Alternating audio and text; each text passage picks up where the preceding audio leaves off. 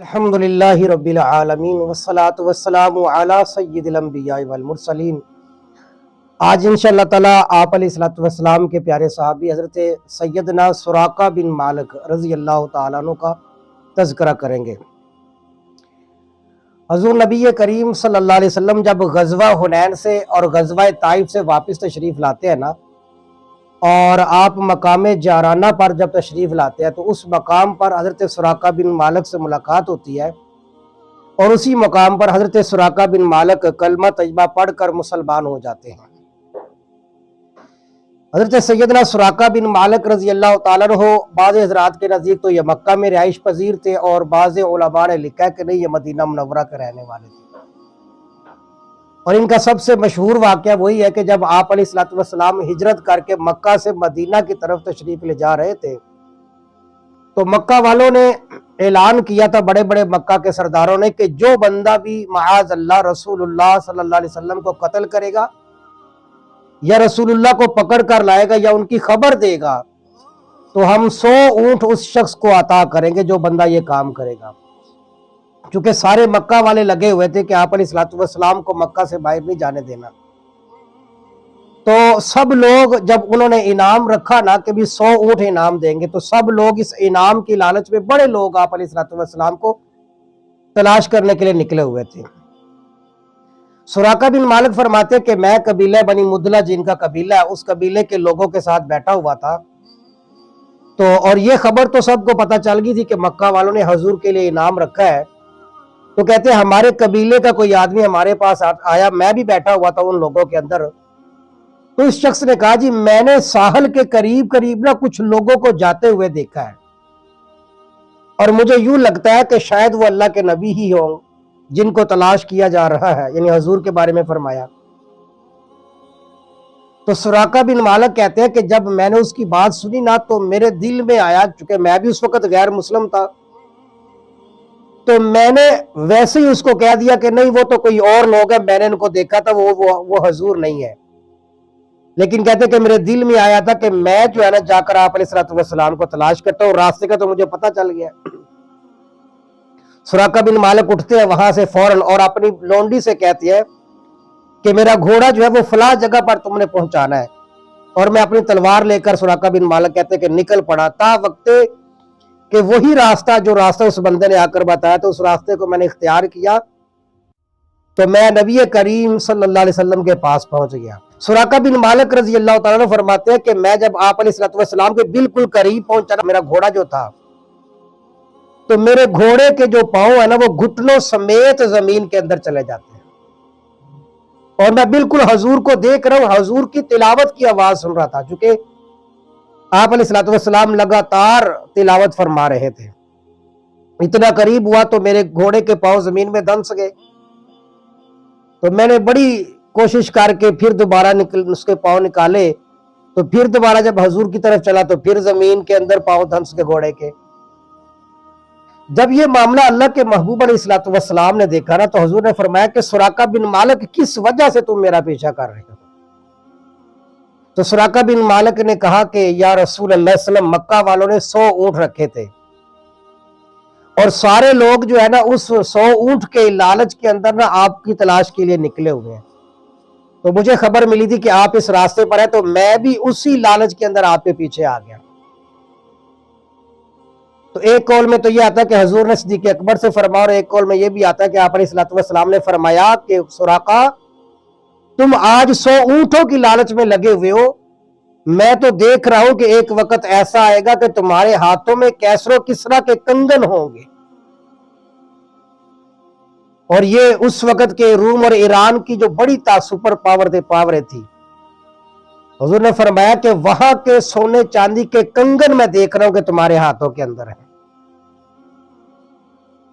تو حضرت سراقہ بن مالک نے کیا کہ حضور آپ نا، میں اب واپس چلے جاتا ہوں، میں سمجھ گیا ہوں کہ آپ کے ساتھ کوئی غیبی تائید ہے، لہٰذا اگر میں آپ کی خبر بھی دیتا ہوں تو میرے لیے فائدہ مند نہیں ہوگا۔ یعنی اتنی سمجھ آ گئی کہ یہ واقعتاً اللہ کے نبی اور رسول ہے، لیکن ایمان ابھی نہیں لائے تھے۔ تو انہوں نے کہا کہ حضور ٹھیک ہے میں واپس جاتا ہوں، لیکن آپ جو ہے نا مجھے کوئی امان نامہ لکھ دیں، یعنی کل کو اگر آپ کو اللہ تعالیٰ فتح نصیب فرماتے ہیں اور میں آپ کے سامنے آ جاتا ہوں تو مجھے امان ہونا چاہیے، میں آپ کے بارے میں خبر کسی کو نہیں بتاؤں گا۔ تو پیارے محبوب علیہ الصلوۃ والسلام نے حضرت عامر بن فہیرہ جو آپ کے ساتھ تھے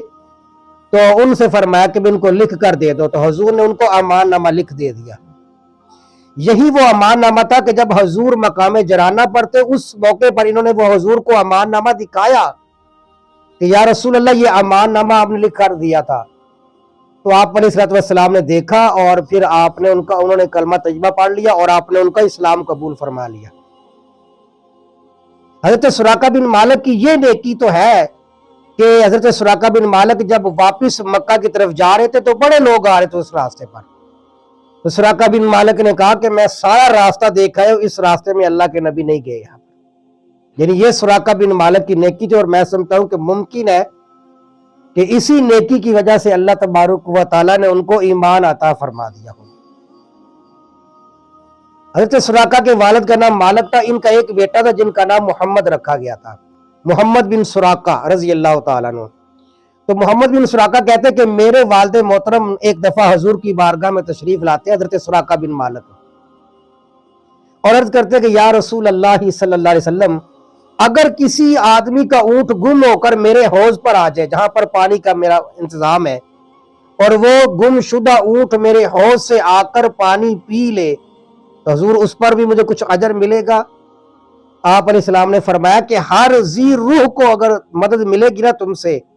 تو اللہ تبارک و تعالیٰ تمہیں اجر عطا فرمائیں گے۔ یعنی جس کے اندر بھی اللہ تعالیٰ نے روح رکھی ہے نا، اس کے ساتھ اگر کوئی بندہ نیکی کرے گا اللہ تبارک و تعالیٰ اس کو اجر عطا فرمائیں گے۔ یہ سیدنا سراقہ بن مالک رضی اللہ تعالیٰ نے پھر زندگی گزارتے ہیں، آپ علیہ الصلوۃ والسلام دنیا سے پردہ فرما جاتے ہیں۔ سیدنا صدیق اکبر کا زمانہ آتا ہے، سیدنا عمر بن خطاب کا زمانہ آتا ہے نا، تو حضرت عمر بن خطاب کا جب زمانہ آتا ہے تو حضرت عمر کے زمانے میں ایران بھی فتح ہو جاتا ہے، حضرت عمر کے زمانے کے اندر روم بھی فتح ہو جاتا ہے، اور وہاں کے بادشاہوں کے کنگن، سونا چاندی اور باقی چیزیں بھی وہاں کی جو ہے نا وہ ساری مدینہ طیبہ کے اندر جب آتی ہے نا، حضرت عمر بن خطاب رضی اللہ تعالیٰ عنہ فرماتے ہیں بھی سراقہ بن مالک کو ڈھونڈ کر لاؤ۔ حضرت سراقہ بن مالک کو لایا جاتا ہے، تو حضرت سیدنا سراقہ بن مالک رضی اللہ تعالیٰ عنہ کو بلا کر حضرت عمر جو ہے وہاں کے بادشاہوں کے جو کنگن ہے وہ حضرت سراقہ بن مالک رضی اللہ تعالیٰ عنہ کو عطا کر دیتے ہیں اور ان کے ہاتھوں میں ڈالتے ہیں، اور ڈالنے کے بعد حضرت عمر فرماتے ہیں کہ سراقہ بن مالک اپنے ہاتھوں کو بلند کرو، سارے صحابہ کرام دیکھ لیں۔ تو وہ اپنے ہاتھوں کو بلند کرتے ہیں، تو اس موقع پر سیدنا عمر بن خطاب فرماتے ہیں کہ تمام تعریفیں اس اللہ جل شانہ کی ذات کے لیے ہیں کہ جس نے روم اور ایران کے بڑے بڑے بادشاہوں کو ان سے محروم کر دیا، اور ایک دیہاتی کے ہاتھوں میں اللہ تبارک و تعالیٰ نے بادشاہوں کے کنگنوں کو ڈال دیا۔ فرمایا کہ یہ ساری اس اللہ تبارک و تعالیٰ کی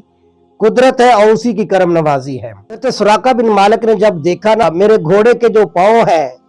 وہ زمین کے اندر دنس گئے ہیں، تو اس موقع پر وہ فرمایا کرتے تھے، اگرچہ مسلمان یہ نہیں ہوئے تھے لیکن فرماتے تھے ابو الحکم، اے ابو جہل، اگر تم نے کاش کہ وہ منظر دیکھا ہوتا نا کہ جس وقت میں رسول اللہ کا پیچھا کر رہا تھا اور میرے گھوڑے کے پاؤں زمین میں دھنس رہے تھے، تو اے ابو جہل اگر تم وہ منظر دیکھ لیتے تو شاید تم بھی کلمہ پڑھ لیتے۔ حضرت سیدنا سراقہ بن مالک رضی اللہ تعالی عنہ ایک قول کے مطابق آپ سیدنا عثمان بن عفان کے زمانے میں، اور ایک قول کے مطابق آپ سیدنا علی المرتضی رضی اللہ تعالیٰ عنہ کے زمانے کے اندر کا آپ کا انتقال ہو جاتا ہے۔ اللہ تبارک و تعالیٰ آپ کے درجات کو بلند فرمائے۔